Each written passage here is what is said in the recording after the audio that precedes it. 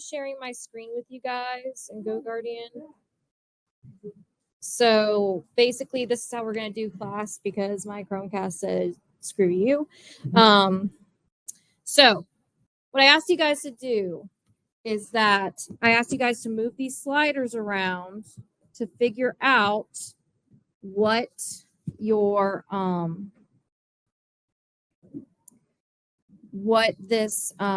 how you can move this function into the orange region. Yes. Yeah. So if you did move it, you would have found out that you needed to move the B values first and then moved the A value a little bit. And it would have fit just about like this. All right, so that's what I was looking for. Now, what did the B value change? Did it actually change the shape of the graph or did it just kind of move it around? It just kind of moved it around. In other words, it moved it up and down. All right. What about the A value? What did it affect? It affected like the steepness of the wave itself. So this is actually a sine wave. All right. And basically what I was getting at is that the A value affects what we call the amplitude, which is basically how high or low the peaks go. And the B value affects the vertical shift, meaning whether it's up or down. So when you multiply an A value to sine, that's your amplitude. If you're adding a constant after it, that's your vertical shift. All right. Now, what I'm getting at with this is then when we go to our delta math, so I'm going to do some single problems, and this is a delta math that you guys do have to complete. So you are not able to access this for me, or are you? Are you guys able to see it? Yeah. No, like can you see like if can you move to your stuff? Like if that's my question. Okay. So that was quick. Cast remote's on my desk.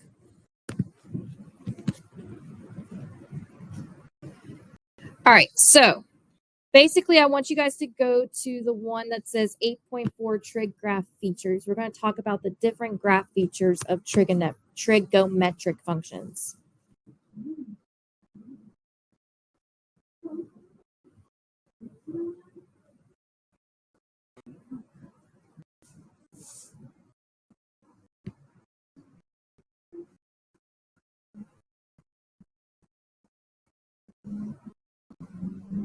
Oh, there it is. Yay. Thank you. Can you hit the access code? I think I just have to put it in again. Yep, I just got to put the access code in again.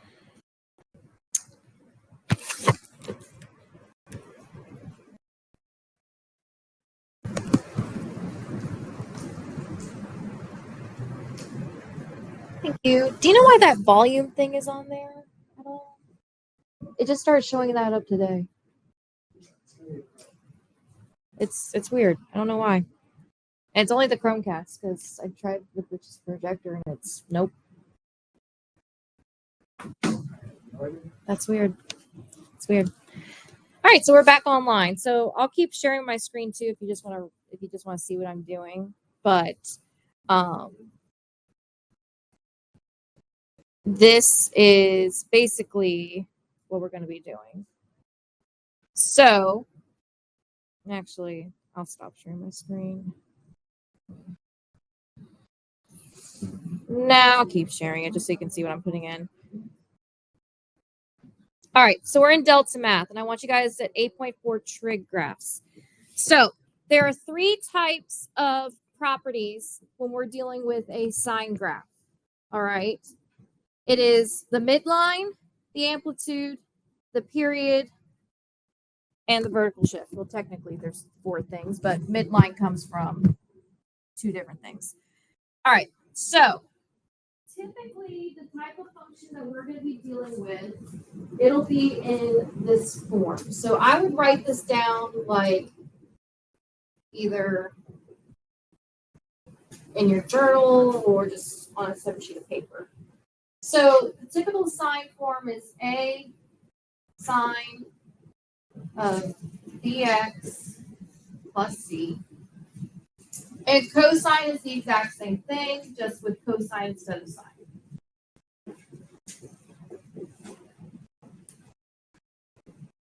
Now, what each letter does is a little bit different. So we know that A affects the size of the wavelength.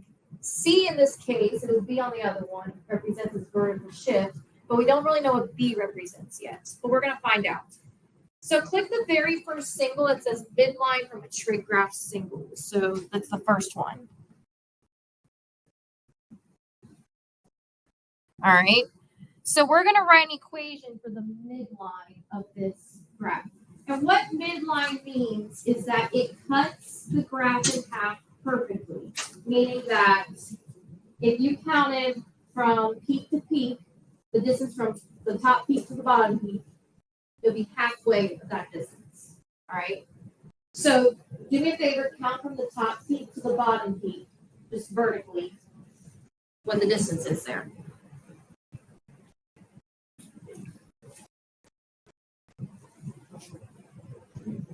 Right, it is 8.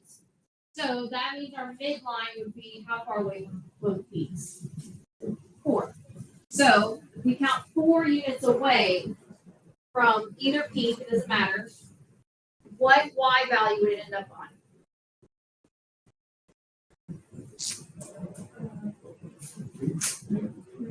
And -2, good. So this would be your midline. All right. So it's just a horizontal line that just cuts the graph in half. Are you sure it's not 1? I think it's -1. Yeah, it's -1, not -2.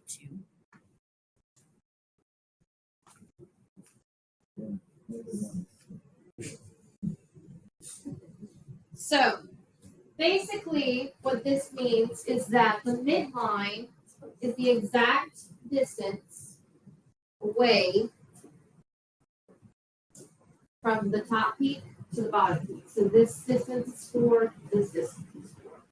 The way you find it is you count the distance from peak to peak, divided by 2, and then count that distance. Yes.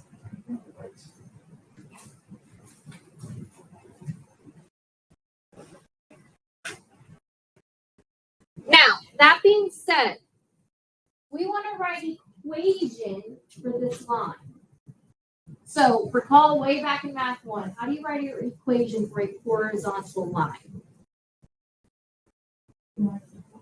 Y equals, in this case, y would equal what? -1. That's all you got to do. All right. So when you write a midline, it's just y equals, because if you're asking what y value this line is on, and then whatever that y value goes through, that's your answer. All right. So when you type this in, this is what you're going to type in: y equals -1.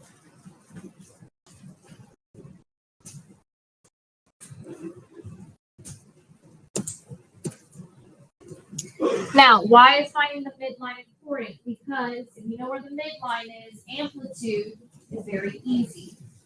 All right. So let's look at the next single. So the first one that says amplitude.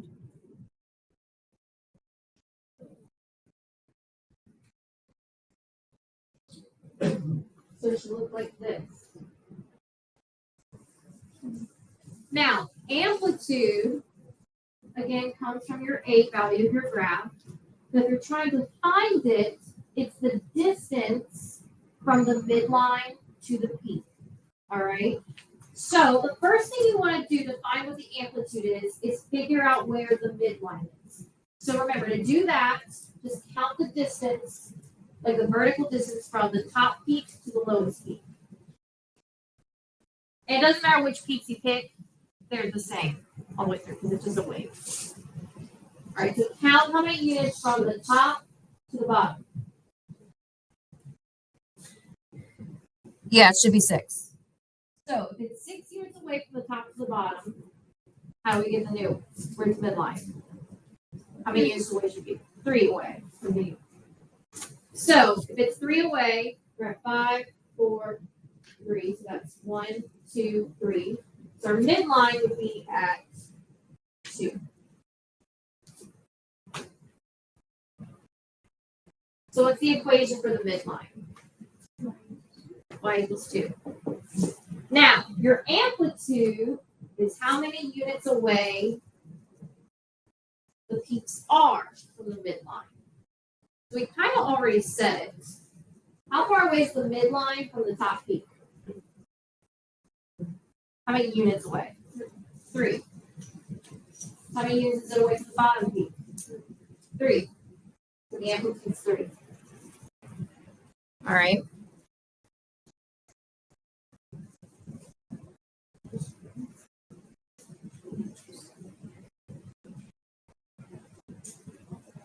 So again, if you need to see the picture of it, amplitude, you got to find the midline. It's from the distance from both peaks. That's the amplitude.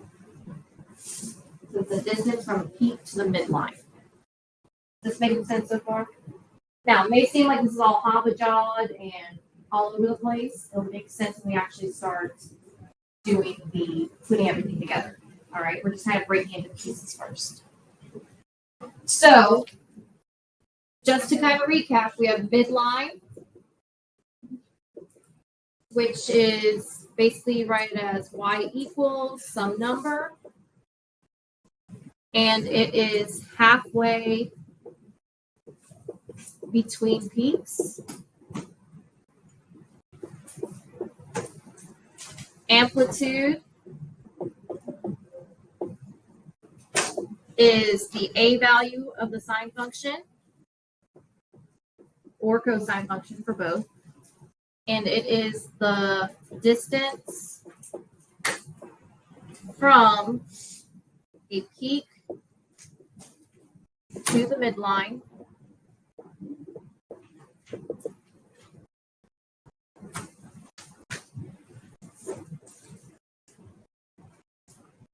and then the last thing we're going to talk about is the period.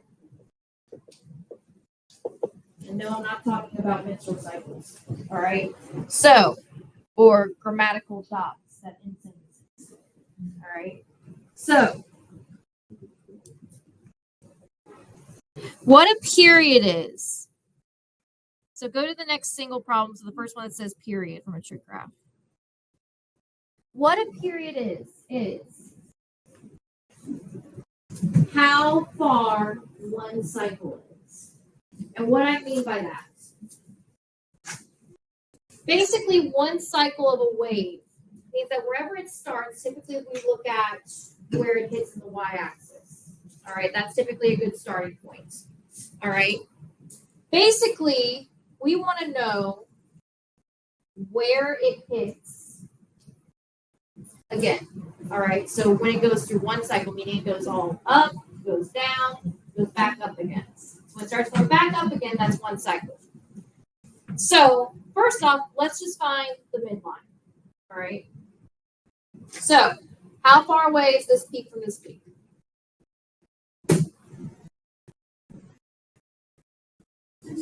Six. So amplitude should be 3 then. So that means we have to go 3 units from one of the peaks.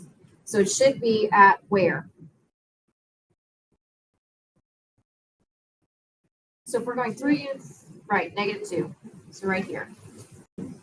Now, the reason you want the midline first is because the midline is kind of a good indicator of where the cycles can start and end. So I always like to go from start the y-axis. Now, another indicator is if you draw lines across the highest part of the peak and the lowest part of the peak. So I'm drawing across -5 and +1 to emphasize, okay, this is the top part of the graph, this is the bottom part. It doesn't go higher or lower than that. All right. Now, I always look at the y-axis to determine the starting point.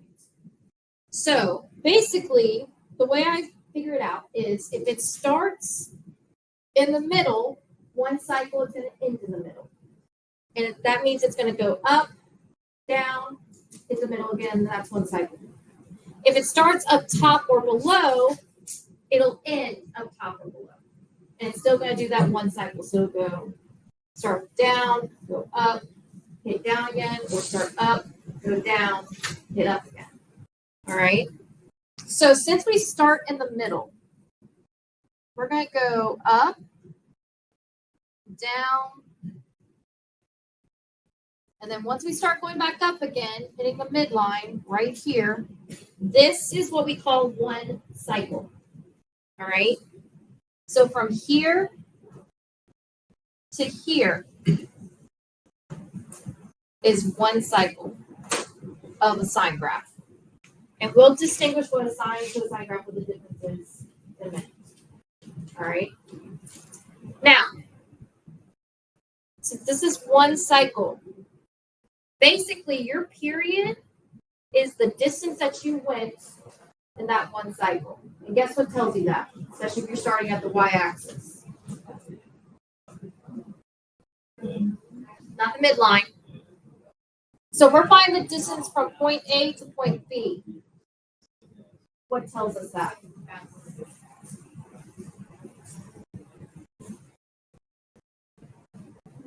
Wait, what? So we're getting away from vertical distance. Now we're looking at horizontal distance. So I want to know how far away is it from here to here. Yeah, you look at the x-axis. That's to deal with the x-axis or an x value.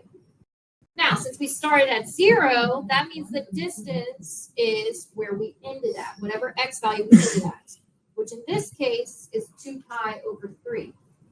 So that means 2 pi over 3 units is the length of one cycle. Because if we look here, if we do another cycle, so up, down, hit again, we're at 4 pi over 3, which they did 2 pi over 3 plus 2 pi over 3. One cycle. All right. So the period is the horizontal distance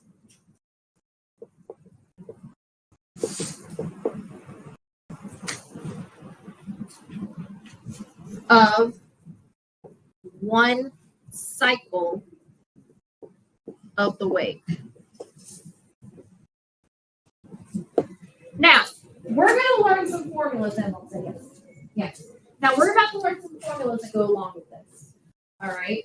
But for right now, this is what we care about. Right? We're just basically finding it from the graph. So your answer for this one would be 2 pi all over 3.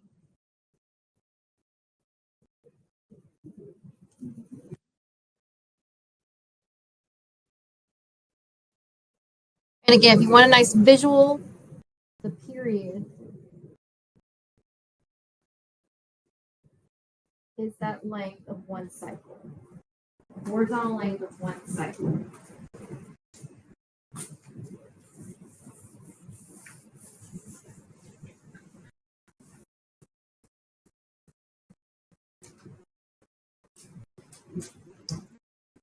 Any questions on that stuff? So all the other 3 sections, which is basically just more of what we just did, those are you all to do on your own. But let's break away from that and actually do some of the graphing and finding stuff on our own. Now, why is that important?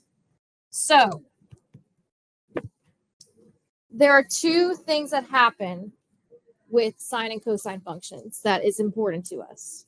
One, the graphing aspect, which we're about to get into, and 2,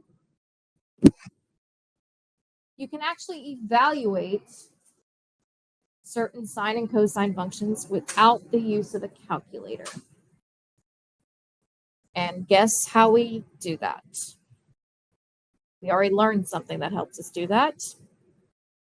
Something that's very implied that we've been doing the past day. The unit circle. So, what I'm about to teach you guys first is how to evaluate sine and cosine functions from the unit circle. So if you don't already have a TI in front of you, go grab one because you're going to need it.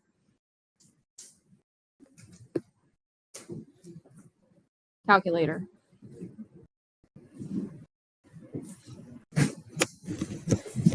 And then take out your packet, turn to page 7.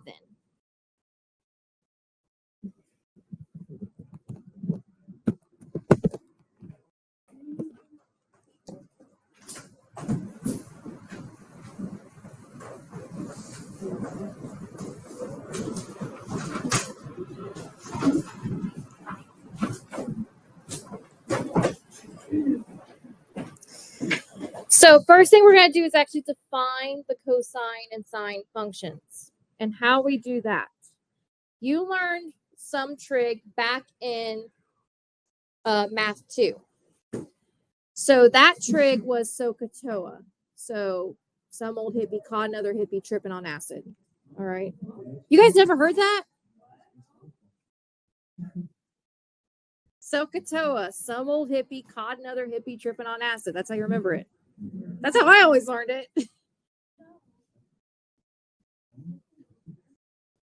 All right. So basically, just to review, SOHCAHTOA. All right. So literally, if I can actually spell "ka" correctly, apparently. TOA, where S stands for sine, C stands for cosine, T stands for tangent, O stands for opposite, H hypotenuse, A adjacent. All right. So we only care about, in this class right now, we only care about the SOHCA. All right. So we're kicking out the TOA for this part. We just need the SOHCA. So in other words, someone would be caught another hippie. We have no clue what they caught him doing. All right. Doing something, we don't know what. So just to remind you guys, sine means you take the side length that's opposite of the given angle A and put it over the length of the hypotenuse, whereas cosine is the length of the adjacent side in relation to angle A over the hypotenuse. All right, so A is your angle. All right. Now, and again, my screen's still shared with you guys, so if you can't see it, you can always pull it up on your screen.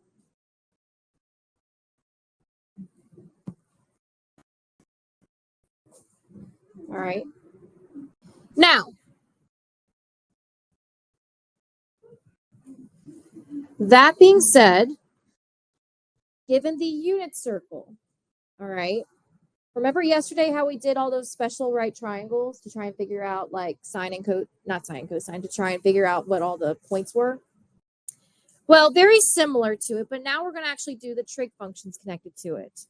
So if this was one of the triangles on the unit circle, doesn't matter which one. So it could be like the 30, 60, 90, the 45, 45, 90, whichever one, doesn't matter. Here's our given angle right here. All right. If we want to find the sine of theta or of that given angle, we're going to do the opposite over the hypotenuse. So first off, let's just kind of label what everything is. So in terms of the given angle, so think about it as an eyeball. Where is the eye looking? Wherever it's looking, that's the opposite. So where's that eye looking? So where's its direct line of sight? Or actually, it'd be better if I drew it like this. Right, the opposite would be right here. So which side's the opposite? 1y or x? The y. So this is our opposite. The adjacent is the side next to the angle that's not the hypotenuse. So what's my adjacent, x or 1? X, that's the adjacent. And then the hypotenuse is always across from the 90-degree angle. So if I'm doing opposite over hypotenuse, what two values am I doing? So sine of theta would equal what?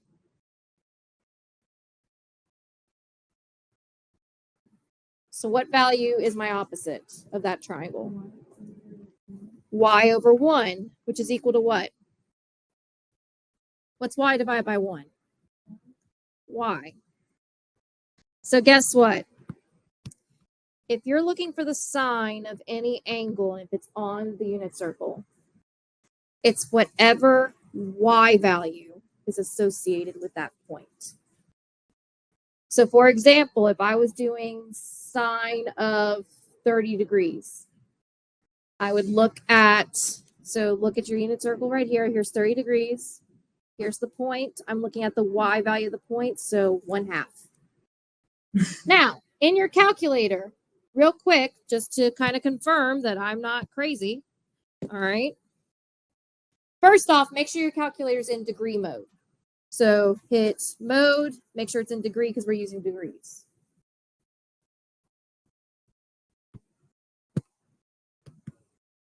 All right, so you hit mode, scroll all the way down to where it says radian degree. Make sure degree is the one that's highlighted. Now, type in sine of 30 and see what you guys get. So sine of 30 degrees. I'm saying it's 1/2. Am I correct?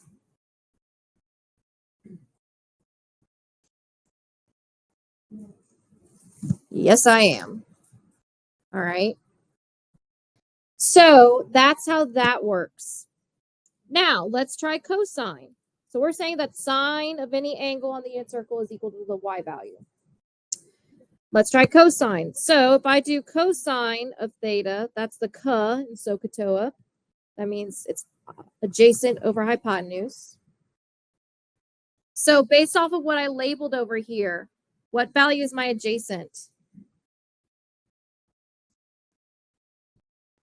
X. Hypotenuse is still 1, and that simplifies down to what? Just x. X divided by 1 is just itself. So cosine of any angle, whether it be in radians or degrees, is just the x value of that point. So for example, if I did cosine of 60 degrees, it'll be 1/2. Check and see if I'm crazy. So do cosine of 60 in your calculator. See what you get. 1/2. It's the y value of the point, or x value of the point.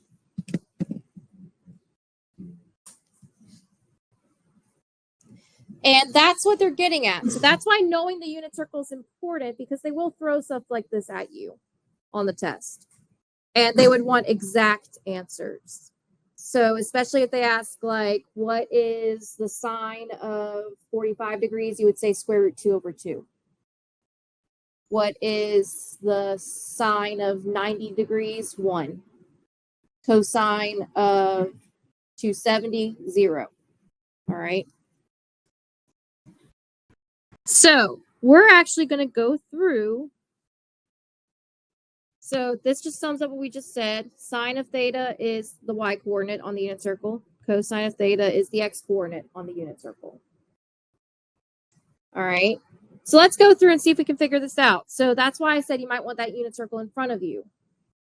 All right. So if I'm doing sine of 30, all right, what do you think it is? So sine of 30. So look where 30 degrees is on your unit circle. Look at the point connected to it. What do you think the answer would be? 1/2. So if I look at my unit circle from yesterday, this is how you look at it. So look up here. I will go to 30. I will look at the point next to it. Whatever the y value is, that's my answer. The y value of this point is 1/2. So the sine of 30 is 1/2. And you can always check in your calculator just to be safe. All right. What about if I did the cosine of 150? So letter G, cosine of 150. What do you think?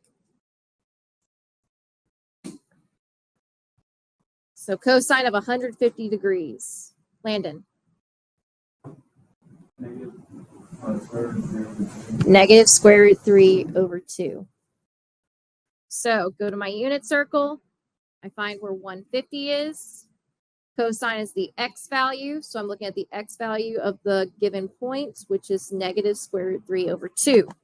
Now, if I wanted to check that in the calculator, cosine of 150, type it in.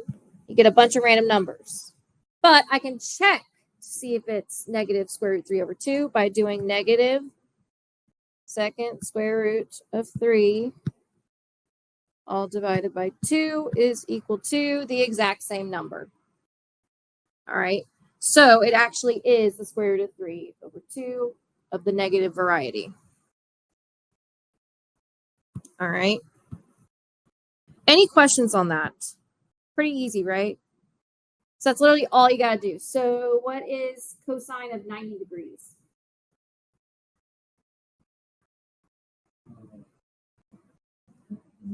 Zero. You look right here, 90 degrees is right here, x value 0. Sine of 90 degrees would be 1, which that's letter E. All right. Any questions on those? All right. Now let's look at the graphing side of things. So the reason we went through that is that we now want to look at the graphing side. So turn to page 8, so next page.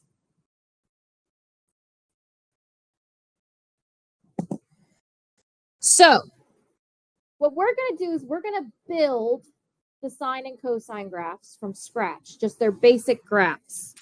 Now, radians is the exact same thing as degrees with sine and cosine when you're trying to use the unit circle. You just use the x or y value associated with that radian on the unit circle. So real quick, just in case we use our calculators, go ahead and change your calculators back to radian mode. All right.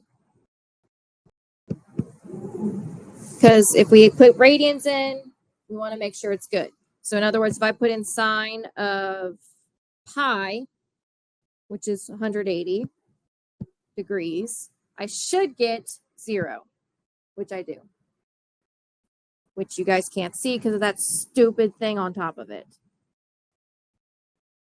But if you're looking at my screen on the on your computer, it's there. All right. Now, we're going to go through and we're going to figure out all these different values for sine of x and cosine of x. So we're going to relate all of their values in radians. So these x values are just the angles in radians. All on the unit circle, by the way, for cosine and the sine of x. So for cosine, we're using the x value of the point. Sine, we're using the y value. So let's start with the ones that we already know, which is the positive ones. All right, I'll explain the negative ones in just a second. But with the positive ones, so let's start with 0. What in the wide world of sports? So if I'm starting with 0, all right, what is the cosine of 0? So 0 radians. So look on your unit circle where it says 0. 0 radians is connected to what x value?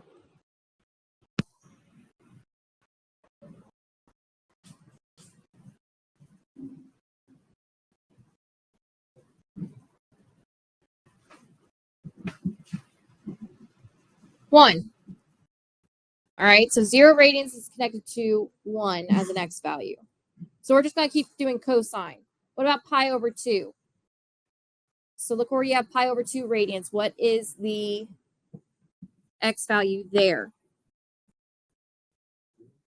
0. It is 0. What about pi? -1. 3 pi over 2? 0. What about 2 pi? Back at 1. Then for the sine, all right, so sine, we're looking at y values now. So sine of 0 is what? 0. What's sine of 1? Not sine of 1, sine of pi over 2. 1. Sine of pi? 0. Sine of 3 pi over 2?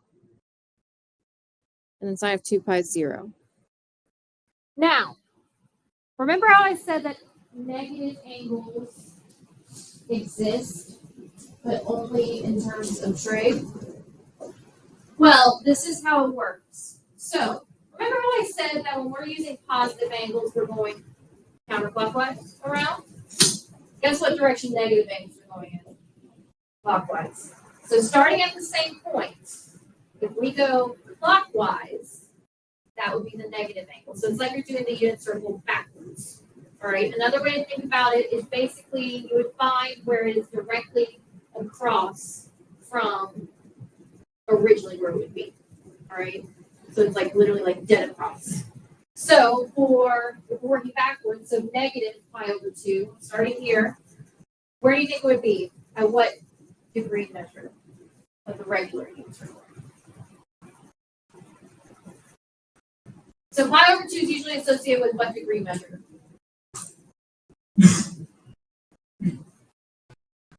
So just positive pi over 2. What degree is that associated with the unit circle? Pi over 2. 90. All right. So we need to go fourth of the way or half of the way to 180 on this side. We're going counterclockwise. So if we're going clockwise, where are we going to end up?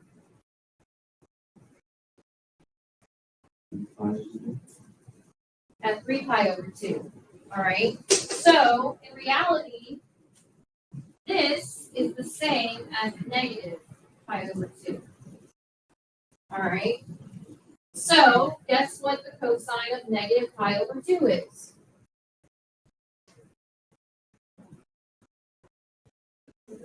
0. All right. Now, what if we want negative pi? So if we go clockwise, we would go all the way to 180. So halfway around. So if we go counterclockwise, where do you think we're going to end up at? The same spot. So this is the same thing as negative pi right here. What about negative 3 pi over 2? What degree do you think we'll end up at?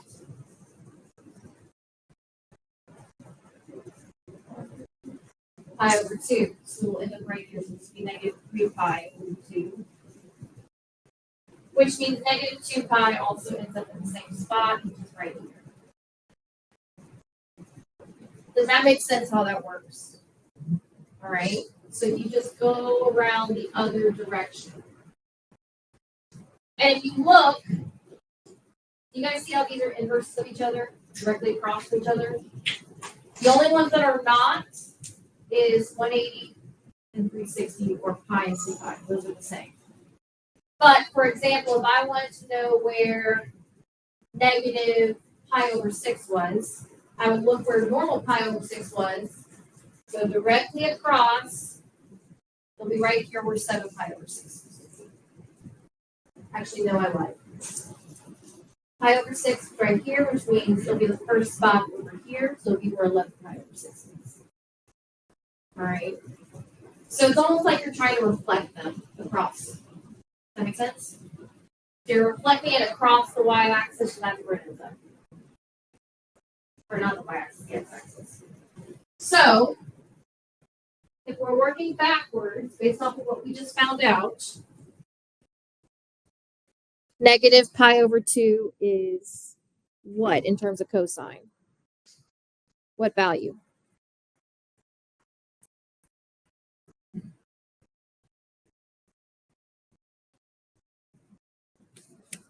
So negative pi over 2 is where? 0. Oops. Negative pi is where? Negative 1. Negative 3 pi over 2 is where? And then cosine of negative pi, or negative 2 pi, would be 1. And then for sine, it would go negative 1,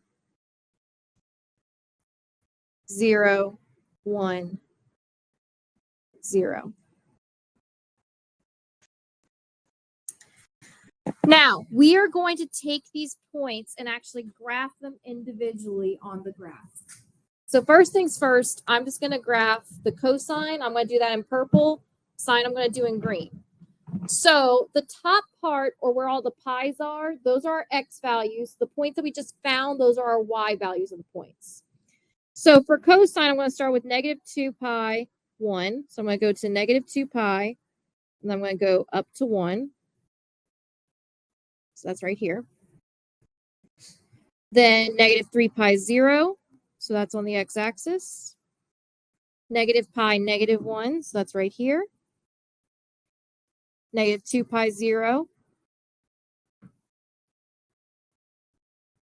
0, 1.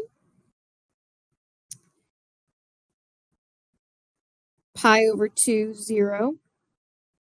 Pi, -1. 3 pi over 2, 0. 2 pi, 1. So this right here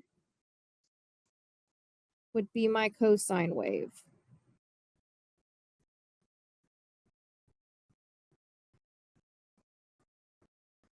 All right, so this is my cosine of x wave. And I'm going to do the same thing for pi. So pi over 2, negative pi, oh, good Lord, I can't talk today. Negative 2 pi, 0. Negative 3 pi over 2, 1. Negative pi, 0. Negative pi over 2, -1. 0, 0. Pi over 2, 1. Pi, 0. 3 pi over 2, -1. 2 pi, 0. So my sine wave looks something like this.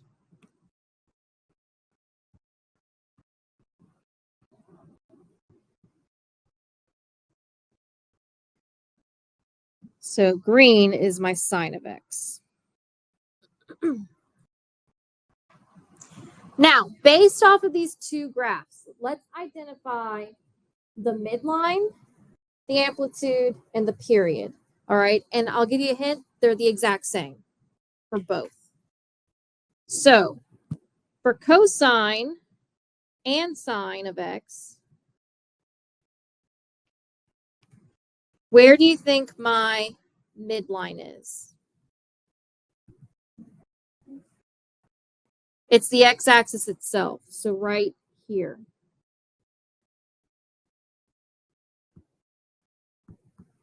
So how would I write that in terms of y equals? Y equals 0. What would my amplitude be? So how far away is the midline from one of the peaks? 1. So it's 1 away from either peak or either of these equations. So amplitude's 1. What about my period? So look at the x-axis, not the x-axis, the y-axis specifically. Look where it's hitting the y-axis. So right here or here for both of them. Look at where they look like they're going to start again, where they end, where they look like they're going to start again. So for example, look at the green line, the sine. Starts at 0, and I go up, 0, down, 0, and then I'll end up going up again. So where does it look like I'm starting over at? Or where does it end? At 2 pi. So from here to here is one cycle. And that's the same thing for the cosine graph. I start up, go to 0, down, 0, up again, and then the cycle repeats. So my period is 2 pi.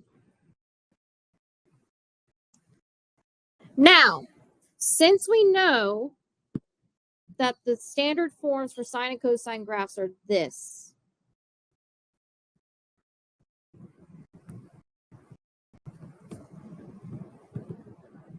A, B, and C all mean the same things between sine and cosine.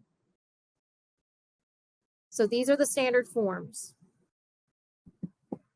Here is how you get all of these functions. All right. For midline, your midline comes from your C value. Whatever your C value is, that's your midline. Your amplitude comes from your A value. Wherever your amplitude is, whatever your A value is, that's your amplitude. your period. Now, you may think period comes from the B value. Not quite. Period comes from the formula 2 pi over the B value. So you take the B value, divide it into 2 pi, that is your period. So let's look at cosine, for example. So cosine of x. What's my A value equal to?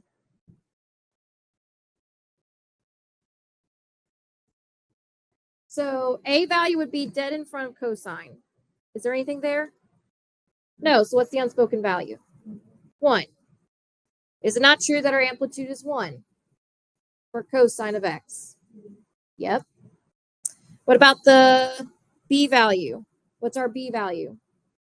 So remember, the B value is in front of the x. Is there anything in front of the x? No. So it's automatically 1. So if our B value is 1, that means that our period would be 2 pi divided by 1, which is 2 pi. Is that not our period? Is our period not 2 pi? All right. Then lastly, our C value. Is there anything being added or subtracted to cosine? No. So if we're not adding or subtracting anything, we're adding and subtracting what? 0. Is our midline not at 0? It is. So you guys see how that process works?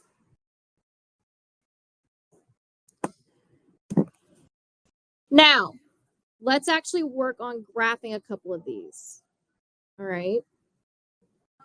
So we're going to go through a couple of these. And I want to teach you some tricks. All right. So first things first, we're just going to identify everything that it says up here. So midline, amplitude, period, and the range. I'll explain what the range is in a second. All right.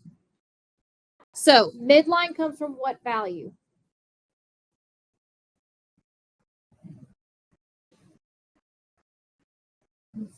The C value. What's my C value here? -1. So C is -1. So that means I write my midline as y equals -1. So that's my midline. Amplitude comes from where?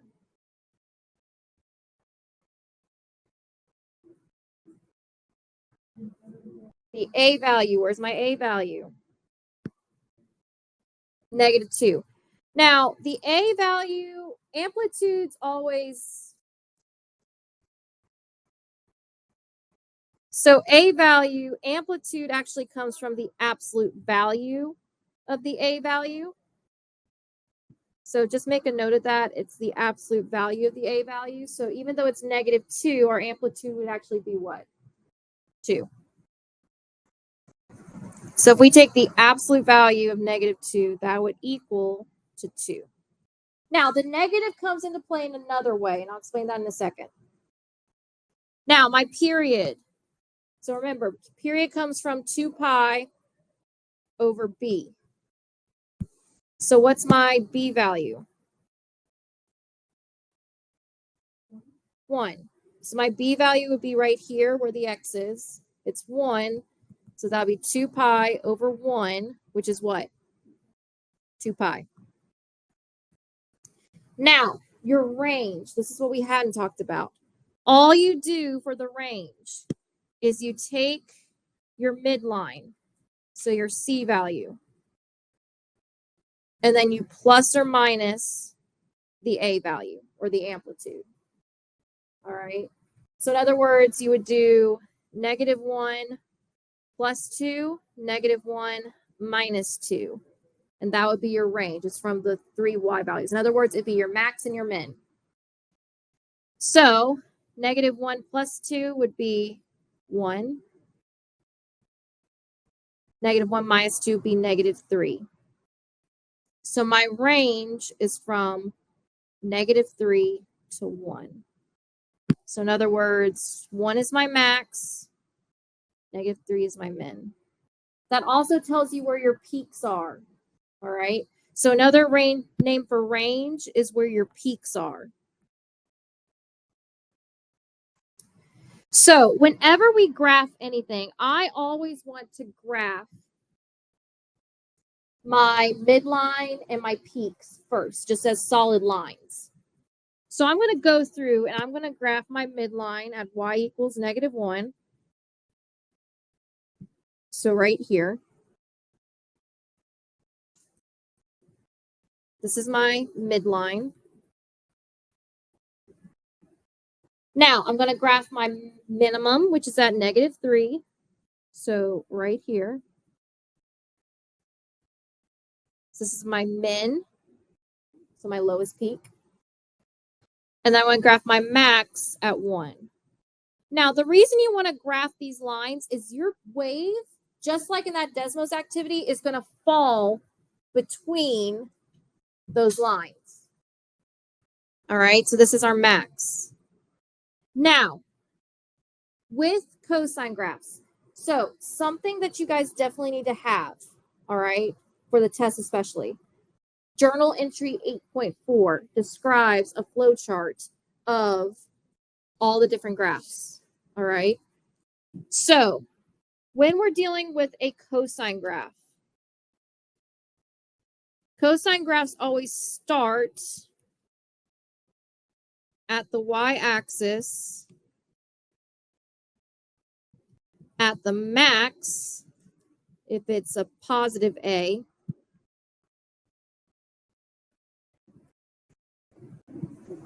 or the min if it's a negative A.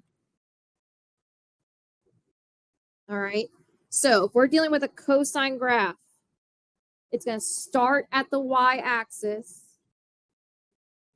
at the max if it's a positive A value, or the min if it's a negative A value. All right. So since we had a negative A value, we're going to start on the y-axis at the min.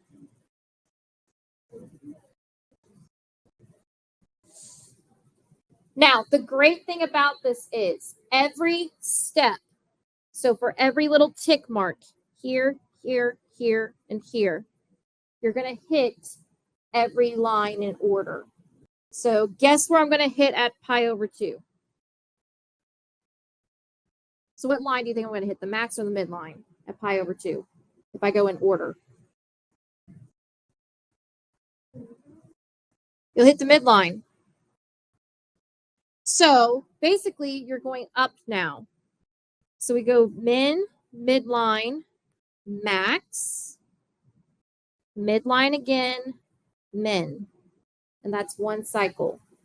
So the order at the y-axis, it's in this order: min, mid, max, mid, min. And that right there is one cycle. So if we go backwards from the y-axis, where do you think I'm going to go backwards? So I'm at the min. If I go backwards, I'm going to hit the where? The mid. Then I'm going to hit where? The max. Then where? Mid. And then the min again. So my graph will look something like this.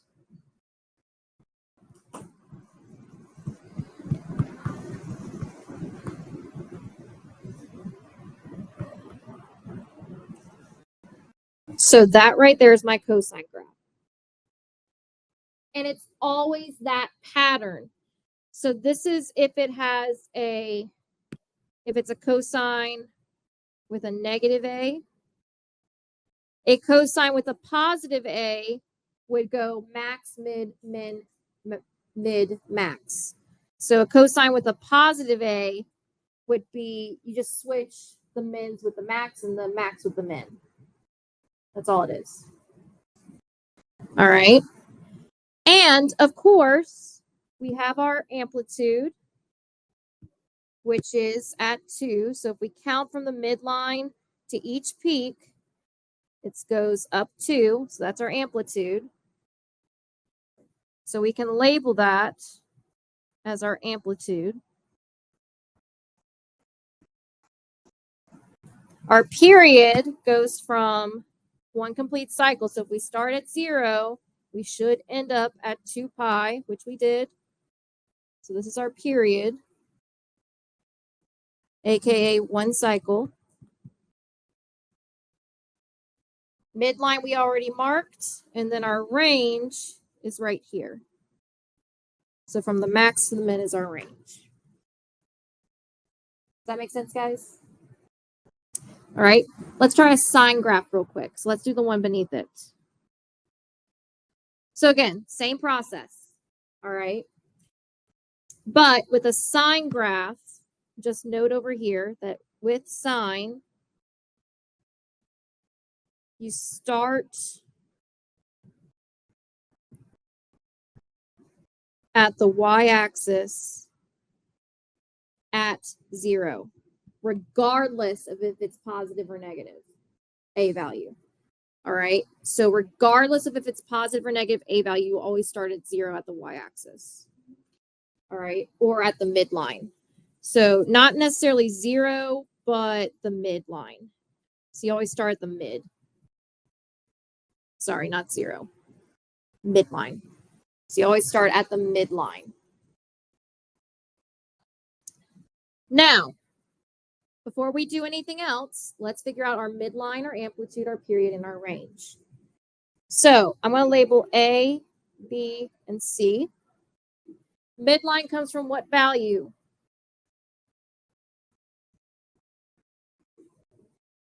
The C value, right? Right? Yeah, so it'd be y equals 2. So I'm going to go ahead and draw that while I'm at it. So here's my midline.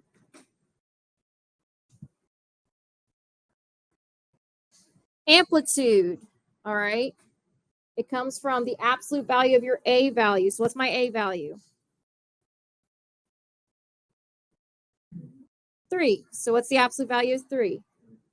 3. Period. It comes from 2 pi over B. So what's my B value? 1. So my period is 2 pi. Then lastly, my range. We are adding and subtracting the amplitude from the midline. So C plus or minus A. So that means C. So that means if we do 2 plus 3, we get 5. 2 minus 3, we get negative 1. So this is our max. This is our min. So my range is from negative 1 to 5. And I'm going to graph that here as well. 2, 3, 4, 5. Here's my max. Here's my min.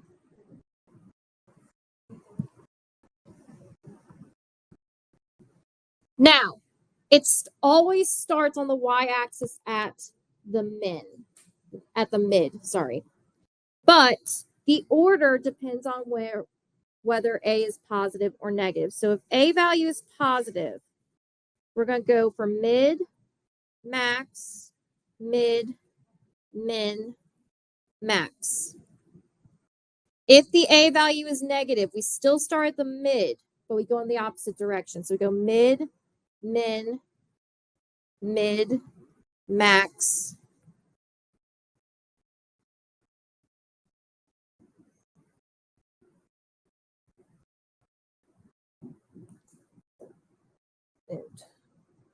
max, mid. All right, and that's all for one cycle. So both of these are all for one cycle. So I'm going to start at my midline on the x-axis. So if I go to the right, that means at pi over 2, because one period is 2 pi. So a fourth of 2 pi is pi over 2. And I'll explain what that means later. We'll do some without where the period is not 2 pi tomorrow. But That means pi over 2, we would hit the max. Go back down to the mid for pi. 3 pi over 2, we hit the min, if I actually hit the min correctly. And then 2 pi would be back at the mid. And then if I go backwards, negative pi over 2, we hit the mid, or the, Lord, too many mids. Min, negative pi would be the mid. Negative 3 pi over 2 is the max. And then we end up back at the midline. So my graph will look something like this.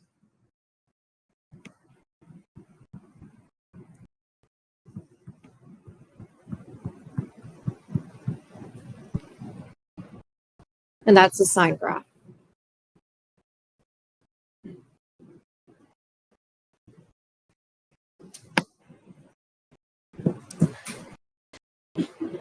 All right. So we will continue doing some more graphing practice tomorrow because 8.5 falls into what 8.4 is. It's just with word problems. So we'll talk about that tomorrow. All right. So for right now, just make sure you get the 8.4 trig graphs done. And then the 8.4, 8.5 delta math, if you want to start that one, you should be able to do a little bit of it as of right now. All right, but it's not due for a little bit. All right, so last thing we're going to do is your unit circle test. So clear your desk. If you want to start filling a unit circle right now, you better do it now.